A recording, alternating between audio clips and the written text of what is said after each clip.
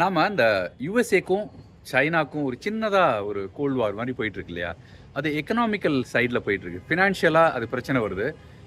இப்ப என்ன சொல்லியிருக்காங்க, அ யுஎஸ்ஏ வந்து எல்லா கண்ட்ரிலேருந்தும் அவங்க கண்ட்ரிக்கு இறக்குமதி பண்ணக்கூடிய அ ஐட்டம் எல்லாத்துக்குமே டாக்ஸ் ஏத்தியிருக்காங்க. இது உங்களுக்கு எல்லாருக்கும் தெரிஞ்சிருக்கும். இதில மேஜரா பாதிக்கப்படுறது சைனா. ஏன்னா, அவங்கள்ட்டேருந்து தான் நெறையா அ யுஎஸ்ஏக்கு போகுது. இந்தியாவுக்கு கொஞ்சம் சாஃப்ட் பெடல். அதாவது கொஞ்சம் குறைவான வரிகள் அப்படிங்கிற மாரி ட்ரம்ப் அறிவிச்சிருக்காரு. ஆனால் சைனா வந்து இப்போ இந்த மாதிரியான ஒரு பிரச்சனை வந்ததுனால டக்குன்னு என்ன பண்ணிட்டாங்க, நான் வந்து பாண்ட் நீ குடுத்தது எல்லாத்தையும் நான் வந்து ரிட்டர்ன் பண்றேன். நீ அத பர்ச்சேஸ் பண்ணிக்க. I am going to sell that. நான் விக்க போறேன் அத அப்படின்னு சொல்லிட்டாரு. பாண்டுங்கிறது என்ன? அத நம்ம புரிஞ்சுக்கணும் இல்லையா?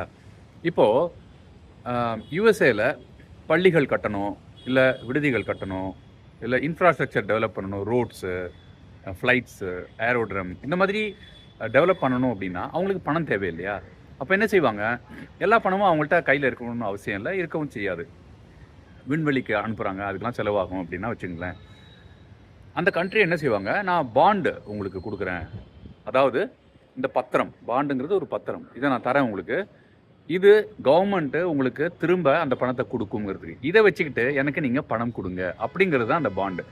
ஸோ இதில கிட்டத்தட்ட 730 billion US dollar Worth Banda வந்து சைனா வந்து கடனா குடுத்துருக்காங்க. அதுக்கு வட்டி மாதிரி சேர்த்து பணம் யுஎஸ் கவர்மெண்ட் அந்தந்த கண்ட்ரிக்கு குடுப்பாங்க. யாரெல்லாம் அவங்க கண்ட்ரியோட பாண்ட வாங்கியிருக்காங்களோ, அவங்களுக்கு இந்த பணத்த குடுப்பாங்க. அதுதான் லாபம். 2 பேருக்குமே லாபம் மாரி ஆயிடும்.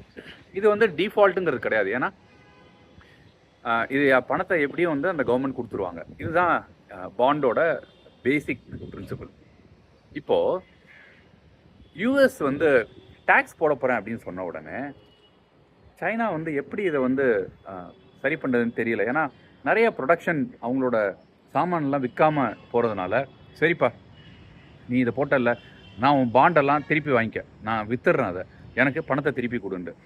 அப்படியே சொன்னாலுமே, அவங்களுக்கு வேக வேகமா அந்த பணத்த உடனே குடுத்துட்டாங்கன்னா, சரி பண்ணிடுறேங்கிற மாரி ட்ரம்ப் பதில் குடுத்துட்டாலும், அப்படியே அத இம்ப்ளிமெண்ட் பண்ணிட்டா கூட, சைனாக்கு அந்த பணத்த வச்சு என்ன செய்வாங்க? இது சின்னதா ஒரு ஃபினான்ஷியல் வார் அப்படின்னு சொல்லலாம். எக்கனாமிக் வார்ன்னு சொல்லலாம். இது நடைமுறைப்படுத்த முடியுமாங்கிறது தெரியல. அவங்களுக்கும் நஷ்டம். சைனாக்கும் எல்லா பணத்தையும் வாங்கி வச்சுக்கிட்டு என்ன செய்வாங்கன்னு தெரியாது. இது சின்னதா ஒரு பயமுறுத்தல். அதாவது இந்த டாக்ஸ்ல அவங்க வந்து ஏதாவது பண்ணுவாங்களோன்ட்டு. இப்படிதான் அந்த பாண்ட் அந்த ஸ்கீம் வந்து பிராக்டிக்கலா எப்படி வந்து இம்ப்ளிமெண்ட் ஆகுது, இப்போதைக்கு உள்ள எக்கனாமிக் சினாரியோல அப்படின்னு உங்களுக்கு புரியறதுக்காக தான் இந்த வீடியோ. இப்ப ட்ரம்ப்புக்கு ஒரு இக்கட்டான நிலை என்னன்னா, அவரு எலெக்ஷன் ஜெயிச்சாகணும்.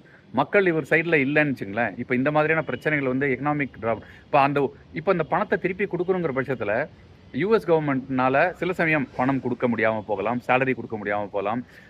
டெவலப்மெண்ட் வேலைகள் நடக்காம இருக்கலாம். இல்ல விசால கை வைக்கலாம். ஏதாவது ஒரு பிளான் பண்ணி இந்த நஷ்டத்த அவங்க ஈடுபடணும் இல்லையா? அவர் எலெக்ஷன சந்திக்கணும். அதனால அவருக்கு ஒரு இக்கட்டான சூழ்நிலை. ஆனா சைனாக்கு என்ன? நான் தான் உயிரோட இருக்கிற வரைக்கும் பிரசிடென்ட் அப்படிங்கிற மாரி இவங்க அனௌன்ஸ் பண்ணிட்டாங்க. அவங்களுக்கு எலெக்ஷன்ங்கிறதே கிடையாது. அதனால யுஎஸ் கவர்மெண்ட் இத நுணுக்கமா அப்சர்வ் பண்ணிட்டு இருக்காங்க. எப்படி இது ரியாக்ட் பண்ணுவாங்க?